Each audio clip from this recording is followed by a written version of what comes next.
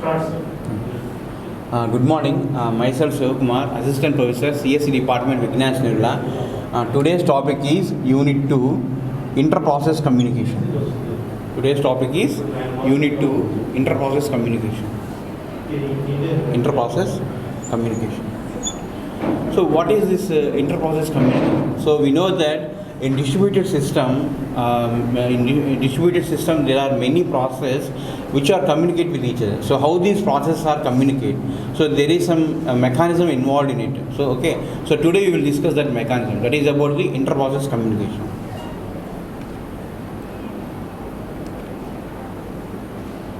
Okay, this is the second unit of distributed systems.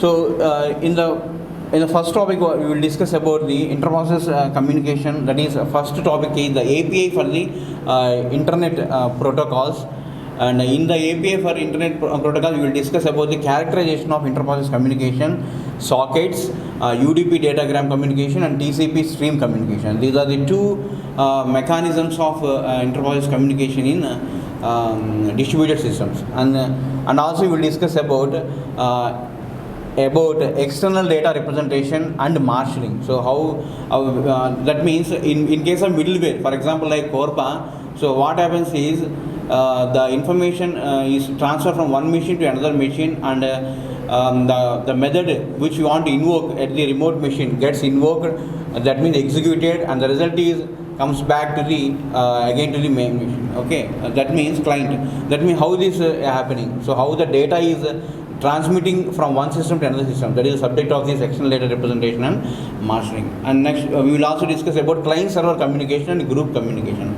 So client-server communication, so that means there is a client and a server, so how these two are communicate, so what are different mechanisms involved in it, so that we will discuss in client-server communication. And group communication. Okay, in case of group communication, we will discuss about IP multicast and IP multicast and reliability and ordering of the multicast. So IP multicast, that means in a group communication, so what happens is more than one system will form a group, and they will interact among them. So that is subject of this group communication. Okay, we will also discuss about the group communication, and in the group communication IP multicast and reliability and ordering of the multicast. So these are the different topics which we will cover in the unit 2. Okay, so interprocess communication, first is the API for the internet protocols. So that is the first subject. Okay, before going into that one, so this chapter is mainly concerned with the middleware. That means the middleware is again a software. For example, Corba is a middleware. So in middleware, so where it actually comes up, where it actually stands in the software layer. So in the middleware layer, it is like application services, RMI and RPC, and RMI and RPC. So request reply protocol and marshalling and external data representation, UDP and TCP. So this is the middleware layer. So these are the middleware layers. So we will study one by one in detail. Okay, so first one is application and services, RMI and RPC. So RMI stands for remote method invocation, RPC stands for remote procedure call. So both are the middlewares. And third one is request reply protocol. So any HTTP HTTP is an example of a request reply protocol, and marshalling and external data representation. So XDR. So that means Corba, we will study about this XDR, the external data representation. And finally we will study UDP and TCP. That is user datagram protocol and transmission control protocol. So coming to the first topic, that is the API, the characteristics of interprocess communication. First one is synchronous communication. Okay, first one is synchronous communication. So in synchronous communication, so there is synchronization required between the sending and the receiver. Okay, synchronization, that means when the server sends, it goes into block state until it receives a reply from the receiver. Similarly, when the receiver receives a reply, it goes into block state until it will send a message from the sender. So that means This is nothing but synchronous. That means some kind of synchronization happening between the sender and the receiving process. This is nothing but a synchronous communication. And second one is asynchronous communication. That means in asynchronous communication, what actually happening is the sender is non-blocking. That means it will never go in block state. So it will continue its operation even after sending a message. It does not wait for the acknowledgement from the receiver. Okay, so that means it can proceed with the other work. It does not wait for the response from the receiver. This is nothing but the asynchronous. Similarly, the receive operations can be either blocking or non-blocking in asynchronous communication. Okay, that means supporting multi-threading, blocking receive has few advantages. That means, for example, when more than one thread is simultaneously making a request to the server, what happens is the server may be busy with one thread, whereas the remaining threads may in turn work with the server. Okay, that means more than one request can given to the server, and server can work all the requests. So if one thread blocks, it does not happen that the remaining threads also block. So the remaining threads will work as usual. Okay, there is no blocking of the threads in case of multi-threaded system. Okay, so this is about the characteristics of inter-process communication, that is synchronous and asynchronous. And also message destination. So what is meant by message destination in case of this inter-process communication means the internet address and the local port. The internet address and port, so these two will become the message destination. So any message from sender to receiver, so what is required is internet address and port. These two are the required in the message destination. Next is reliability. So when it comes to reliability, what is meant by reliability? Reliability means the message which sends by the sender will be received by the receiver at the receiving side without any deviation in the order. So that is deviation in the order or tampering of the message. Without any tampering of the message sent by the sender should be received by the receiver as it is. So that is nothing but the reliability. That means it is a point-to-point message service that can be described as reliable if messages are guaranteed to be delivered despite a reasonable difference of packet being dropped or lost. So even if even some packets are lost or some packets are dropped due to some CRC error, even though some packets are dropped, so it should not happen that the message delivery should not stop. So the flow should continue, and the entire information should be transferred from sender to the receiver. This is nothing but the reliability. Second one is next one is ordering. So what is meant by order? So whatever in which order we send the messages, so in the same order it should receive at the receiver. So reliability is guaranteed by retransmissions or by acknowledgement from the receiver. Suppose if any acknowledgement is not received from the receiver, what happens? Simply we can send another message to the sender. From the sender to the receiver. So that is nothing but the reliability. What happens when ordering is not followed? Suppose if ordering is not followed, so to follow the order, what we do, we will put the sequence number to each message. So like that we can follow the order of the packets from the messages from the one sender to the another to the receiver. Okay, so this is about the message destination, reliability and ordering. Next is socket. So this is one of the API for the internet protocols. So first one is socket. So socket is nothing but the socket. So what is meant by socket? So in the socket concept used both in TCP and UDP. Both uses the concept of socket. Okay. So what is a socket? So socket is nothing but this concept is used for in order to transfer from one message from one machine to another machine. That means each machine has certain ports like this. So this is a machine. These have ports. This is another machine. So this has ports. So this is any port we can use for sending the message. And this is assigned port. This is assigned port. This is client. This is server. These are unassigned ports. The remaining ports are unassigned ports. Now communication happens from through the ports. The message is transferred from one machine, that is client machine, to another machine. So these are object.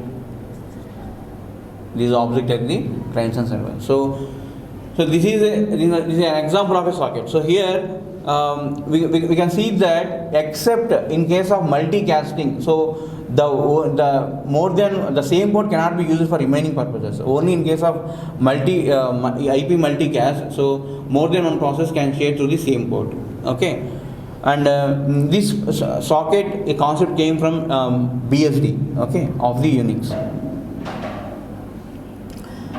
And we can have as many as 2 power 16.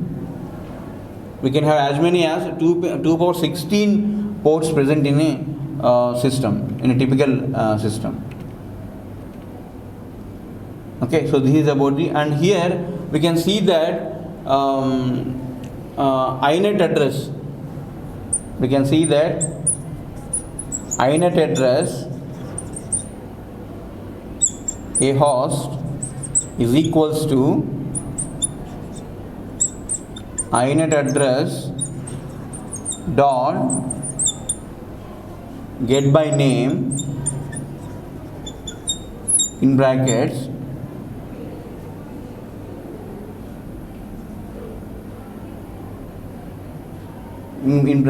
some system name, suppose some domain name like ac.uk. So like this, so dcs dot qb.ac.uk. So this is the machine which you want to access. So this is the name. If this name not found, then host, unknown host exception will come. Unknown host exception will be thrown. Okay, so this is another important point to discuss here. Okay, INET address is used to get in order to locate a particular DNS name. Okay, and if that particular machine is not present, then it will throw into error.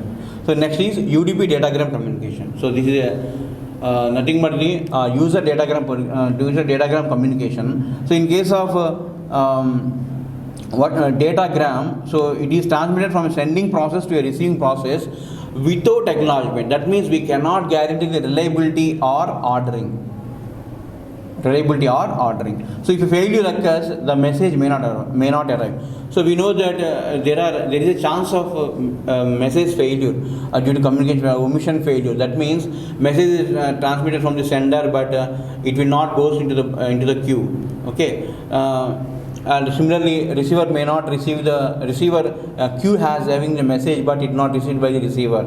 So these kind of omission failures may occur. So at that time, what will happen is we cannot send the data which will actually present in it. So we may lose the some packets present in the communication channel. Okay. So what are the different issues related to UDP datagram communication? So first one is message size. That is, the receiving process needs to specify an array of bytes of a particular size in which to receive a message. So that means message is nothing but the array of bytes. Array of bytes is message. Message size. Array of bytes is the message size. That is the first one. And second one is blocking.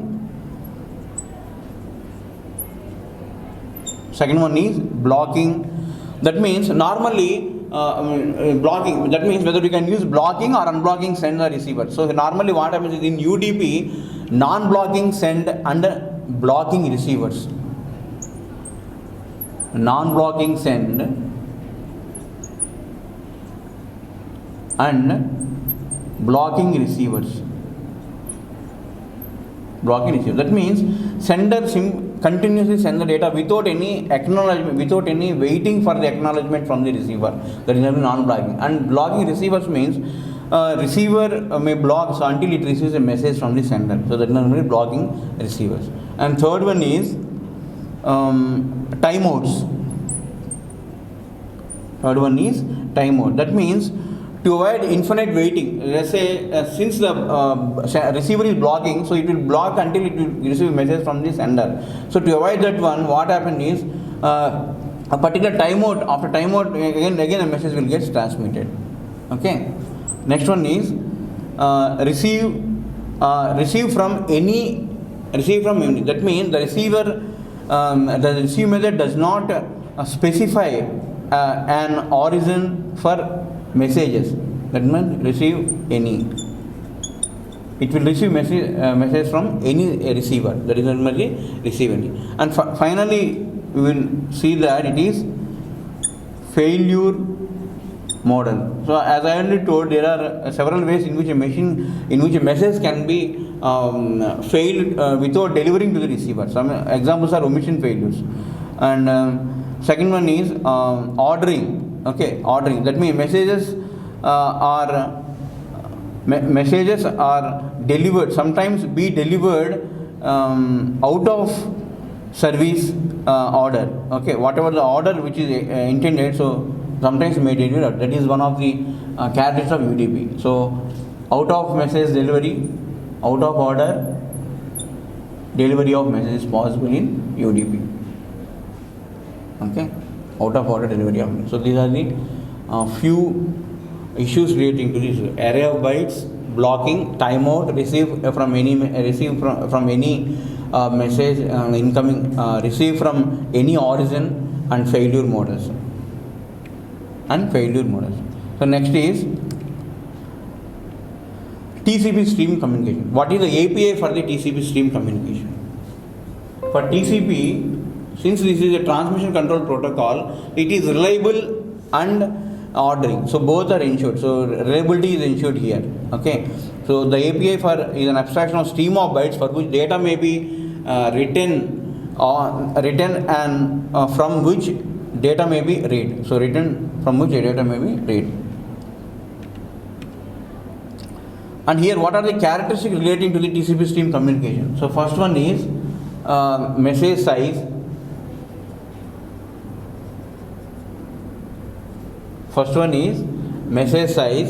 That means the underlying implementation of a TCP stream decides how much data is collected before transmitting it as or more packets, one or more packets. So if necessary, the appropriate can forward data to the send immediately. So that is the characteristic of this message. Second one is lost message. So how do you handle this lost message? This is one of the property to which we have to study. So if you lost any message, simply we can find if there is no acknowledgement from the receiver, or you can just retransmit the message. If you lost the message. That is the second character. Next is flow control. This is another important property here which we have to discuss. That is flow control. Normally, whenever a slow sender and fast sender and a slow receiver. So how to handle the situation? So that will be studied by this TCP protocol. So studied by the TCP protocol. And message duplication and reordering. That is another characteristics. Message duplication and ordering. So when we duplicate the message, so when it is required that the message is lost and now we have to send it again, so then in that case message duplication occurs. And ordering means we maintain the ordering of the messages which we send from the client to the receiver. That is nothing but the message or duplication ordering. And fifth one is message destination. Message destination. That means a pair of communicating process establish a communication before they can communicate over a channel. Okay, so this is nothing but the message destination. and matching of data items, threading. Okay, so that also the characteristic, matching of data items, thread,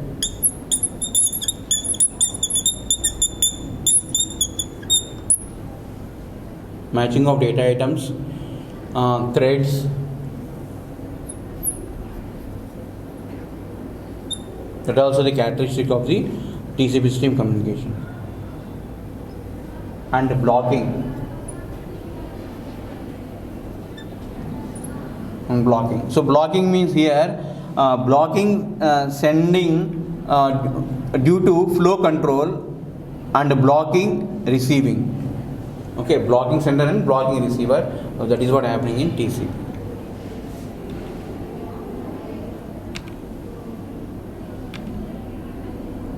So that example which I discussed here in the same diagram. So there is a socket for client and socket for the server. So any port, and there are several ports to the client as well as to the server. So only agreed port. Okay, so internet address. So this is a client and this is a server. Okay, so the client and server. So we can communicate from one port assigned to a client to another port assigned to the server. Okay, the same port which we have to use, that is very very important to point to remember here. The port which we will use for sending the data to the server, the same port is used at the server side, not to receive from the server. Okay, so this is nothing but the sockets. Okay, this is an example of the sockets.